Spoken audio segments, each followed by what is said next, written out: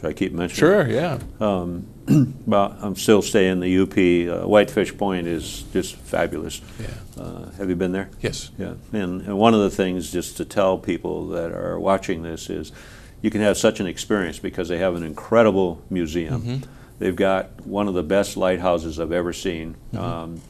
They discovered the diary and the journal of one of the lighthouse keepers. Wow. So they researched the family, and then they have these fantastic figures that look like real people, and they actually resemble this particular family. So what they're doing is presenting a story, and they have all this documentation. They got photos from the family, and it's just amazing to go in there. And then you can actually stay on site because they've got the Coast Guard quarters, all like a bed and breakfast. And so you've gone through all of this, and of course Whitefish Point, you're close to the water, and Lake Superior sometimes is riles up, and the wind seems to blow, and it's just a whale of an experience. It's almost like going back. And then we saw the old, they had the life-saving station where you could roll it out, and then the other thing was the bell of the Edmunds Fitzgerald, or a replica, which I just thought was amazing. And the little videos that they do there is just phenomenal. It's a real treasure. And many people downstate probably haven't spent much time in Marquette, but boy, Marquette's a wonderful city, and they've done some really wonderful things. Muskegon, not a very big town, but has, outside of the big cities, has the finest art museum. Really? Yeah, and you know, many of the older art museums got their start because some art patron was a great collector of art. And they gave their collections, and at a time that no new art museum would have the money to buy all that stuff. And the Hackley family were big lumber barons that were art collectors, and they gave all of that art, and it just kind of blows your mind that a little place like Muskegon would have all of that. We need to, you know, we need to mention your community. You know, everybody loves Traverse City and wants to go there, but there's some great cultural institutions in Traverse City. Very special place. Okay, now moving on, and I appreciate that because, you know, it gives some people some ideas. Okay, going through sort of the next area is sort of the historical documents and archives. You talked a little bit about that as sort of one of the tiers that it functions. Tell us some of the things that are in our treasures that we have there, and how you go through and glean what to save and what to dispose of. Well, the greatest treasure we have is that we have the original Constitution of Michigan. It's all handwritten, and people long before me have done a marvelous job of restoring that. And we have the second Constitution. Those are probably the two greatest treasures we have, but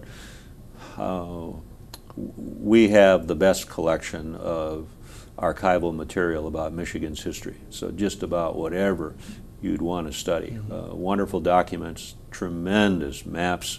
I'm a writer and a historian, so I've used it a lot.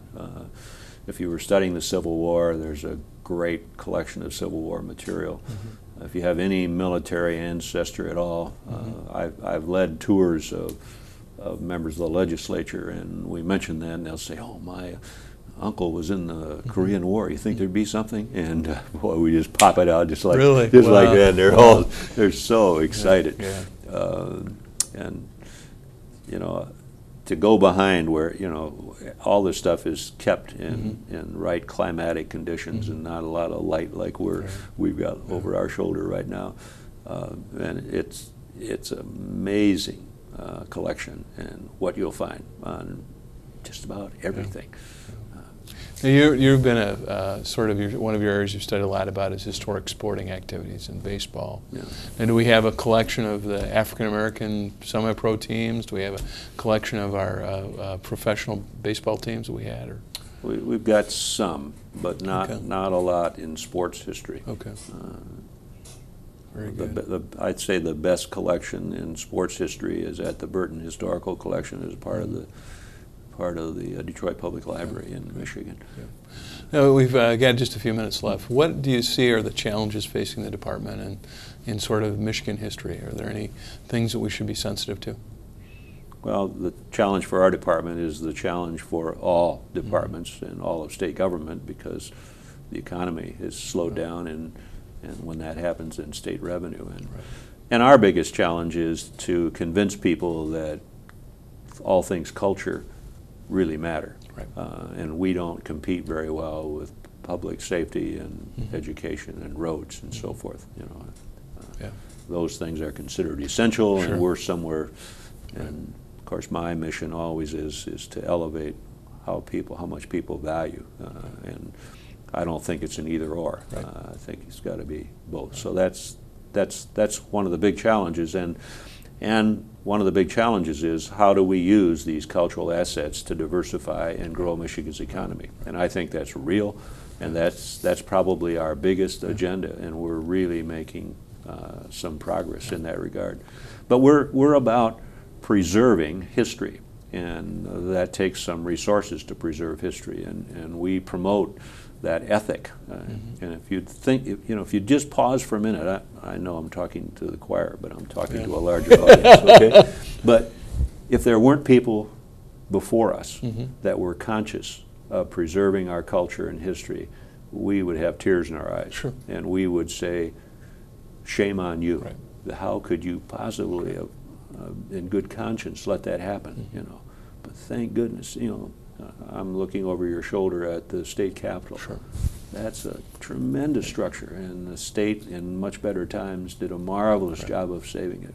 What if we just had a modern-looking structure that there was no history there, and none of the great leaders had ever graced its halls? Oh, we'd all want to cry. Yeah, very true.